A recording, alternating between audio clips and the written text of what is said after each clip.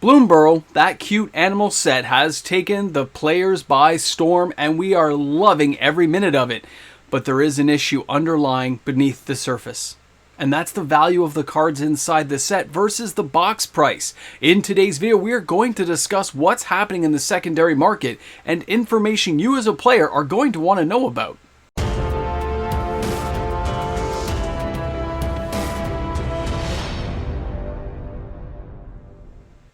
Bloomburrow may have been off to a rocky start, but remember, I'm here to inform you about what's going on in the secondary market.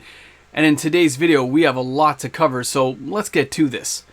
Welcome back, everyone. MTG Moxman here. Thanks again for hanging out with me on the channel. Now, when we're talking about Bloomburrow and the pre-release weekend, I did a video a couple of days ago talking about how the cards' values didn't match up to the cost of a play booster box, let alone collector boxes, in terms of how the cards were being valued on the secondary market.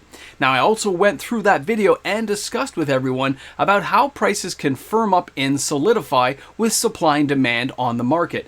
Now, this is where things are going to get a little bit crazy. I want to share with you guys just one image today, and then we're going to talk about what's happening. So the card image I want to show you is Season of Loss, Borderless Edition. It doesn't matter. It could have been the regular edition. But look at the date of July 18th. You'll see the real kind of sharp spike drop down, as well as July 12th. But July 18th was right there when we were talking about getting to that pre-release weekend. People were firming things up. Before that, back on July 10th, you can see the pre-order sales and how things were above the $50 mark. But guess what? That price drop on the 18th, if you look at any of the Season of the Lost cards, any of the editions, look at the 18th, and you'll notice this downward trend of cards, okay? This is where things are bottoming out. This is where the value is being determined by players en masse, and this is where the prices are settling. Now, if you remember the video I talked about a couple of days ago where I reminded everyone, don't sell your cards into this market right now. We don't know where the prices are going to go. We have a lot of LGSs and people who crack boxes on TCG Player and add all these cards to the market. They add all this extra stock and supply to the market, and it adds a real glut of value, which of course suppresses the overall price of these cards. So they go even lower because there's so many readily available. Now, this is where things can get a little tricky.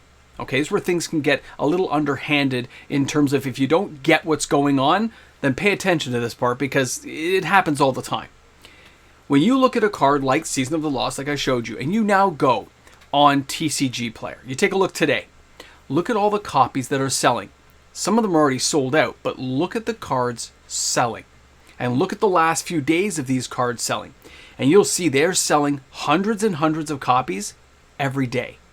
Just look around, look at your local shops and stuff, and you'll see a lot of these cards, especially the Lost cards, the Season of cards, they're all being picked up. When they started bottoming out, the sales started to ramp up, and certain individuals are grabbing 50 copies. Well, that's a speculator entering the market. And with the overall supply being so high, certain people can afford to hoard these cards, keep them aside, take a bet, it's like betting, like gambling and anything else, that this card is going to turn around. And they are choosing it based on the value of the card, what they see inside the meta, and where they think the overall players are going to turn to. Because here's the other side of that coin. Not just the speculators now starting to buy a lot of these cards. And although the prices are suppressed, remember I said they can harden up really quick to this level of, let's say, Season of Loss here at $5-6, and then slowly see a creep up of 50 cents a week or $1 a week till it's above $10. And as players really get into this on Arena and start playing at the local stores, as Commander players become more exposed to these cards and they start picking the ones that really start working where they're playing, a lot of values are going to change. They're going to shift. We talked about this. But where things can get kind of crazy is when the money moves on into the next set. And we have that cash flow moving. The glut of cards is going to start drying up. Because the next set, Duskmourn, comes along. Foundations, other things. Secret Lair, Monty Python. But what we also have to worry about is the synergy that Wizards has created inside the standard format and inside Commander for future releases. So Duskmourn cards, some of these will synergize and work well with Bloomburrow cards. They have to because they got to keep it in standard rotation. And they're around a lot longer. And these are the first sets that are engineered for this longer life of standard rotation. So even if there's not a lot of cards, there are going to be some. So you may not be thinking of Mabel, okay? The heir to Cragflame. You may not think that's going to synergize a lot, but remember, it's a mouse, it's a soldier. Things will start clicking together in certain ways with cards that are in rotation. People who take the time to really look at the market will corner a lot of these cards. So all you really have to do, if you ever want to know what's going on, and you can't do it en masse, it's really hard, but if you pick a few cards you're interested in, take a look and see what's selling, see how many copies have sold in the last few days, see if that price is appealing, because right now, a lot of these prices are really getting cheap. Like Maha and stuff, that's not that bad. It's still 20-something bucks. The bear, Calamity Beast, that's still, Umbra, whatever, Lumara, whatever it is, that bear, that one's still pretty high too, but there's so many cards that were at like 15, 16 bucks, they're down to the $5, $6 level. Cards that were 20, 30 are now down to the $5, $6 level. Some of those cards are going to rebound. Some of those cards are going to recover in price, and a few of them will surge forward. A few of those cards are going to be hits, smash hits. They're going to be out of the ballpark. So when you're playing with the cards, if you're one of those players who didn't trade stuff in, you're in a good position. You'll be able to sit there, wait this out, and see where these cards take you. But Bloomburrow is one of those sets that looks so self-contained. It looks like it's its own little world, right? That none of the cards look like they're going to do much on interaction, because all these little critters, all these cute little creatures, seem to all interact with just each other. But some of these secondary little abilities are going to connect. Equipment cards. And we're going to see a few of these cards connect. And maybe the wizard card, or not just because it says Otter, but Otter Warlock, or those warlocks and necromancers and other cards may connect with things inside Duskmourn. Right? Same as players will go and look at old school cards that may be connective tissue for greater deck construction inside Commander, and they try to corner some of those cards. And in the past, we've seen this, right? Sylvan Paradise and stuff with Nadu. A lot of those older cards, right? Sea King's Blessing. Those things went from like $3, $4 cards to like $90 overnight. And if you got in on that market, you made thousands of dollars. Now, I'm not saying you're a player who wants to make thousands of dollars in the secondary market flipping cards and having the headache. But if there's cards you're looking for, cards you think are going to be good inside Bloomburrow, and you think the price is pretty reasonable right now, this may be, it's weird for me. I can't call it, but in my head, I'm looking at the sales, I'm looking at the numbers, I'm telling you, the information I'm seeing is maybe there's some cards out there you want to pay attention to and grab now. Well, the prices are reasonably low from where they were at the start of this market. And if you're hoping they're going to go lower, they very well could. Who am I going to call to say, yes, it's going to go lower by another 20%? There's no guarantees. You're looking at the market, looking at a price that you find as a player to be acceptable. Because there's no one out there right now who tells me they hate Bloomburrow. Everyone loves it. Everyone loves the critters, the set, the creation of how they did it. But a lot of people do complain about the power level and the overall value compared to what they opened in a play booster box. So that's the thing. When I hear that over and over and over, repetitious conversation, deja vu over and over again on a certain conversation line, the play booster box is a little bit expensive and doesn't really give us a lot. It's basically the same price as a Lord of the Rings draft box. And that could have the one ring in it. When people start getting along that kind of conversational line, you know they're not going to keep opening play booster boxes of Bloomburrow, at least in this case.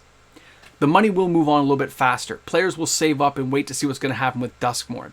They may have spent some money on secret layers that have come up with wizards, and they've put their money in a few other places because they've opened some of Bloomburrow and now they're happy. They had a good time, and maybe they feel like they spent too much. But overall, they're going to look at it and say, it isn't quite worth the money. Now again, with some of these cards rebounding, that position can change later on. But at the moment, it hasn't. And that means you need to be aware of that, because if there's cards you're after, if there's cards you're eyeballing, the time may be now rather than later. So I keep mentioning this as like a reciprocal thing. It may be now. Because I know I'm looking at some of the cards and I'm saying there's some good deals here that I'm going to bite on now, save myself possibly a few bucks. Maybe I'll lose a little bit of money, but I'll get to have the cards I want to play in standard and add into commander decks that I'm working on, or that can actually augment the decks I'm playing with right now. And the prices are still pretty reasonable, almost too good to be true at this point for where I thought they were going to be. So like you guys, I'm kind of hedging my bets, taking a chance on a few, but I can't wait to see what you guys feel and think when you look at these cards now. Take a look at those prices. Look at that screenshot. Here, I'll pop the screenshot up again. Take a look at it. Remember what some of these cards will do. Look at the actual deck lists that they have for Bloomburrow on things like MTG stocks. And if you're after cards, take a look and see if you're going to pick a winner early and save yourself a lot of money instead of waiting for it to go even further, maybe you'll save yourself a few bucks in case it hardens up and starts rising in value before you can lock in a price. So either way, I hope you guys found this video informative. I hope you liked hanging out here with me. And of course, I look forward to seeing you guys tomorrow. If you enjoyed today's content, don't forget, like and subscribe to the channel. We're trying to get to that big goal of 50,000 subscribers. It's a long-term goal, but every subscriber counts. So thanks again for those people who take the time to do so. I really appreciate it. And don't forget, new content every single day. Shop smart, shop S-smart. Drop some comments down there, guys. Let me know what you guys are doing and how your positions are on these cards, okay? Thanks again for hanging out. I'll see you guys tomorrow. Hey guys, welcome back to the end of the video. So what you're seeing right now are the patrons of this channel, the people who support me each and every day of every month of the entire year.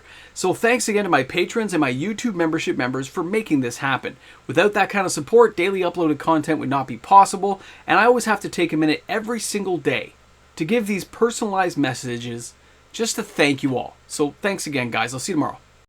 Come on. Seriously, guys. I'm looking at these prices and they're getting a little bit too low. Almost ridiculously low. That you start thinking to yourself, if anything reverses and things sell quicker, like by the way, that Season of the Lost, I'll tell you right now, it's going to be in the top 10. Because somebody bought, like at $5 a copy, somebody cleaned out like 180 copies here, 60 copies there, and it's the same person. So 180 copies is a lot. And then to buy another 100 copies, that's 200 and something copies for one person.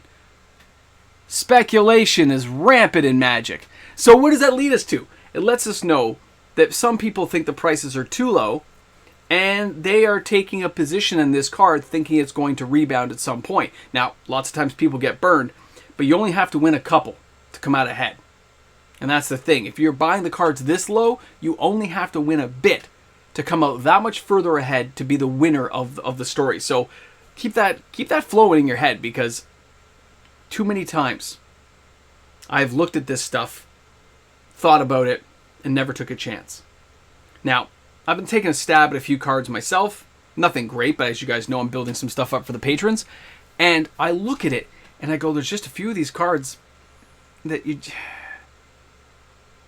just can't pass it up, just in case. If I need this card 6 months from now and that card price flips, I'll be so mad because I can buy a card for $5 now and get it out of the way. It's, yeah, $20 for 4 copies. And then if it goes up to $20, I'd have to pay $80. Nope, I ain't taking that chance this time around. I'm planning ahead. I'm getting the cards I want. Guys, thanks again for hanging out. Thanks for being here at the, what's that? The Ramble Jamble. Oh, wait. And of course, I will see you guys tomorrow. Awesome time, man. Bloomburrow cards, amazing. Set, amazing. Prices, almost too good to be true at this point. I'll see you guys tomorrow.